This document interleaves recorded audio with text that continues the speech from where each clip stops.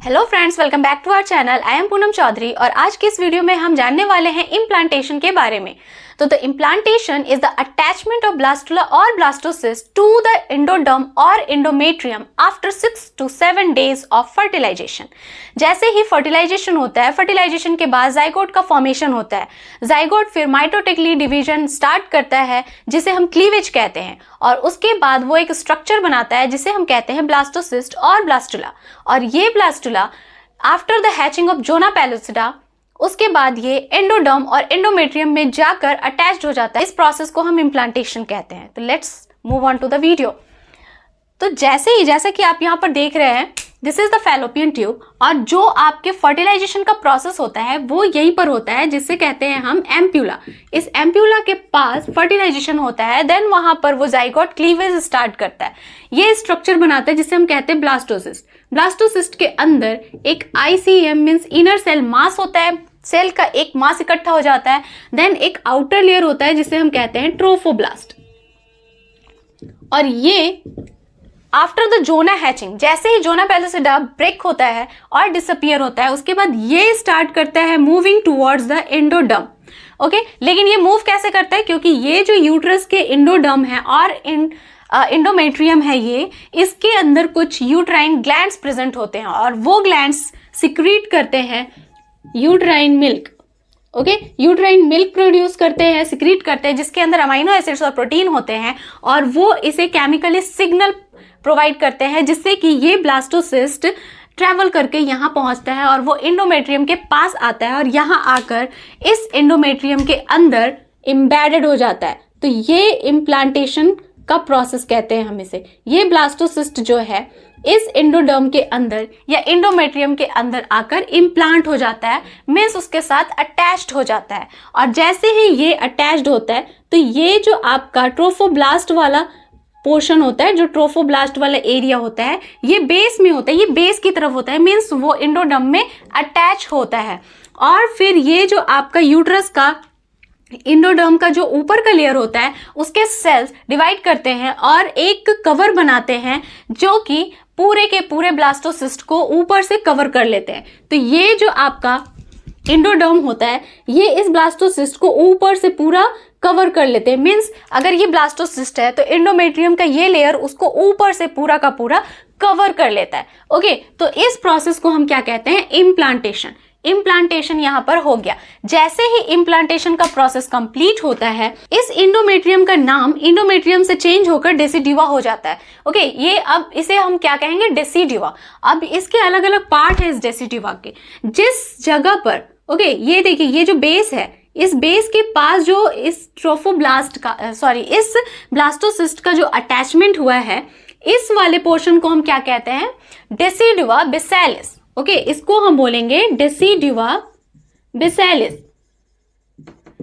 क्योंकि ये बेस है जहां पर ट्रोफोब्लास्ट जाकर अटैच होता है, उसे हम कहते हैं डेसिडुआ बेसिलिस। और वो क्या करता है? वहां पर आपका ट्रोफोब्लास्ट अटैच्ड होता है, ब्लास्टोसिस्ट अटैच्ड।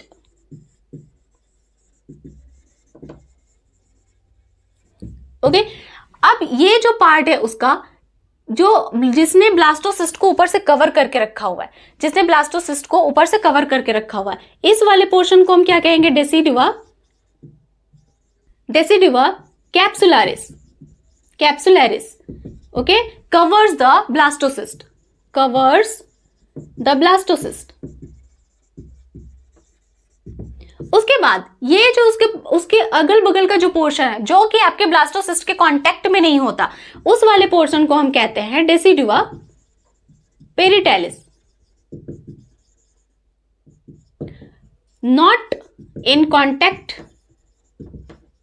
विथ ब्लास्टोसिस्ट, ये ब्लास्टोसिस्ट के कांटेक्ट में नहीं होता। ओके, इसे हम कहते हैं डेसिडुआ पेरिटेलिस। तो ये 3 पार्ट होते हैं इसके, जिसका नाम आपका चेंज हो जाता है। अगर ये ब्लास्टोसिस्ट यहीं पर अटैच्ड हो गया, मीन्स वो फैलोपियन ट्यूब के अंदर ही अटैच्ड हो गया और वो यहां एंडोमेट्रियम के पास ना आ सका, तो उस तरह की प्रेगनेंसी को कहा जाता है एक्टोपिक प्रेगनेंसी और ट्यूबल प्रेगनेंसी मीन्स ऐसा प्रेगनेंसी जहां पर ब्लास्टोसिस्ट का इम्प्लांटेशन जो होता है वो इसी ट्यूब के अंदर हो जाता है, वो एंडोमेट्रियम में जाकर नहीं हो पाता।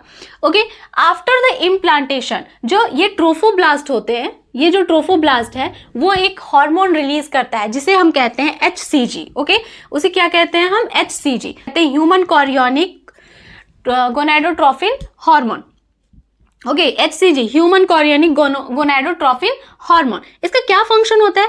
ये हार्मोन सबसे पहले तो ये प्रेगनेंसी टेस्ट में हेल्प करवाता है, क्योंकि ये HCG जो हार्मोन है ये only during the pregnancy he release होता है, क्योंकि ये ट्रोफोब्लास्ट के सेल रिलीज करते हैं और ट्रोफोब्लास्ट प्रेगनेंसी के टाइम पर ही आएगा क्योंकि वो ब्लास्टोसिस्ट का पार्ट होता है।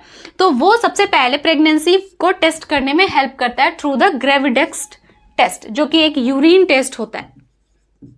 ओके, यूरिन टेस्ट होता है। उस किट में जो आपके प्रेगनेंसी किट होते हैं उसमें यूरिन के ड्रॉप्स डाले जाते हैं, और क्योंकि यूरिन के अंदर होता है HCG हार्मोन, तो फिर वो ग्रेविडेक्स टेस्ट जो है वो ये बताता है, डिटेक्ट करता है कि हाँ वो लेडी प्रेग्नेंट है। उसके बाद इसका काम क्या है? Stop menstrual cycle during the pregnancy, पूरे प्रेगनेंसी के टाइम पर, क्योंकि इस एंडोमेट्रियम को हमें ऐसे ही रखना है, इसको डिजेनरेट नहीं होने देना है, क्योंकि यहीं पर डेवलपमेंट होगा एम्ब्रियो का और यहीं पर फिटस का डेवलपमेंट होगा। तो हार्मोन है आपका HCG, ये क्या करता है? प्रेगनेंसी को स्टॉप कर देता है, जिसकी वजह से ये एंडोमेट्रियम ऐसे ही रहे और हमारा फिटस का डेवलपमेंट, एम्ब्रियो का डेवलपमेंट होता रहे। तो ये दो फंक्शन हो गए। उसके बाद ये जो इनर सेल है, इनर सेल मास, ये ब्लास्टोसिस्ट के अंदर जो इनर सेल मास है, उस इनर सेल मास के पास होते हैं स्टेम सेल्स, और ये स्टेम सेल्स होते हैं आपके प्लूरीपोटेंट। प्लूरीपोटेंट मीन्स ऐसे cell which give rise to a number of other type of cells. हमारे बॉडी में जो अलग अलग टाइप के सेल्स होते हैं वो सारे सेल्स फिर यहाँ से अराइज होते हैं स्टेम सेल्स के थ्रू। तो वो कहाँ से अराइज होते हैं? इस ICM में। ये फर्दर जाके हमारे तीनों लेयर्स बनाते हैं, एक्टोडर्म, एंडोडर्म, मेसोडर्म, और उससे फिर हमारे बॉडी के सारे सेल्स बनते हैं। फिर एम्ब्रियो का डेवलपमेंट होता है, देन फीटस बनता है और एक फुल्ली ग्रोन बेबी का डेवलपमेंट कंप्लीट होता है।